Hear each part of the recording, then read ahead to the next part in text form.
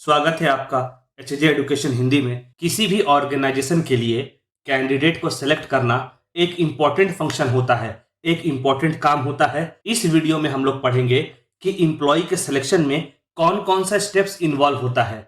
जब कोई ऑर्गेनाइजेशन किसी इम्प्लॉय को सिलेक्ट करता है तो उस पूरे प्रोसेस में कौन कौन से स्टेप्स होते हैं, इसके बारे में हम लोग इस वीडियो में पढ़ेंगे। पर स्टेप्स को पढ़ने से पहले हमें यह समझना होगा कि कैंडिडेट के सिलेक्शन का मतलब क्या होता है। वह प्रोसेस जिसके माध्यम से अवेलेबल कैंडिडेट्स में से राइट कैंडिडेट को चुना जाता है जो जॉब या पोस्ट के लिए सही हो, जॉब या पोस्ट के लिए उपयुक्त हो, उसे कैंडिडेट का सिलेक्शन कहते हैं। कैंडिडेट को सिलेक्ट करते समय टेस्टिंग, इंटरव्यू और स्क्रीनिंग की सहायता ली जाती है जिससे पता चल सके सेलेक्टेड कैंडिडेट काम या पोस्ट के लिए सही है भी कि नहीं।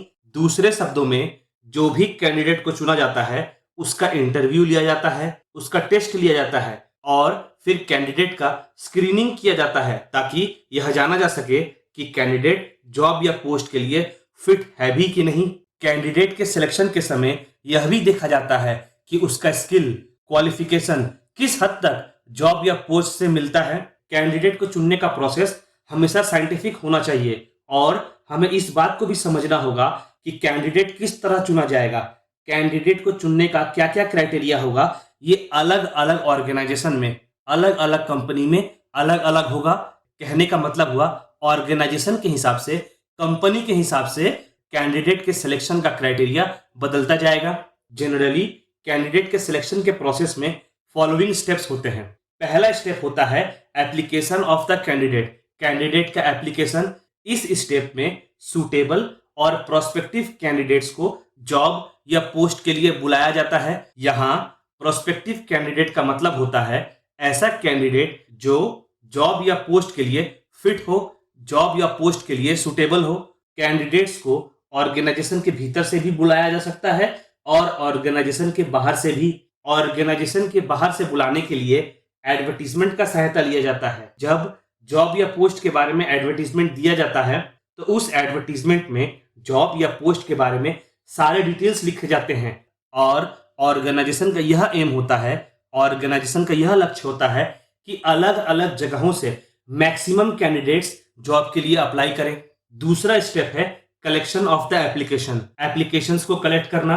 कैंडिडेट्स को यह बोला जाता है कि वे डिटेल्ड एप्लीकेशन ऑर्गेनाइजेशन को जमा करें। उस डिटेल्ड एप्लीकेशन में कैंडिडेट का पर्सनल इंफॉर्मेशन और प्रोफेशनल इंफॉर्मेशन होता है।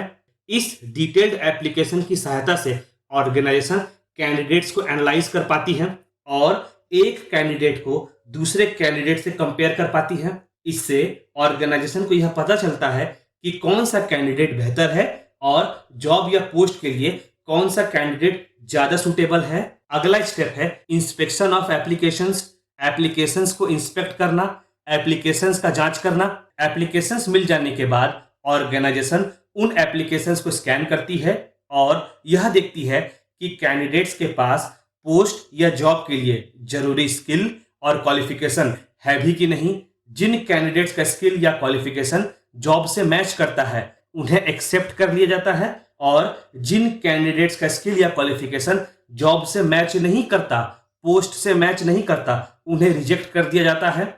और जितने भी इनकम्प्लीट और अनमैचिंग एप्लीकेशंस आते हैं उन्हें भी ऑर्गेनाइजेशन रिजेक्ट कर देती है। इनकम्प्लीट एप्लीकेशन का मतलब हुआ ऐसा एप्लीकेशन जिसमें कैंडिडेट के बारे में कंप्लीट इंफॉर्मेशन, संपूर्ण जानकारी नहीं होती। और अनमैचिंग एप्लीकेशन का मतलब हुआ ऐसा एप्लीकेशन जिसमें कैंडिडेट का स्किल और क्वालिफिकेशन जॉब या पोस्ट के अनुसार नहीं होता। चलिए अगले स्टेप को देखते हैं जो कि है test of the employ. Employ का टेस्ट करना।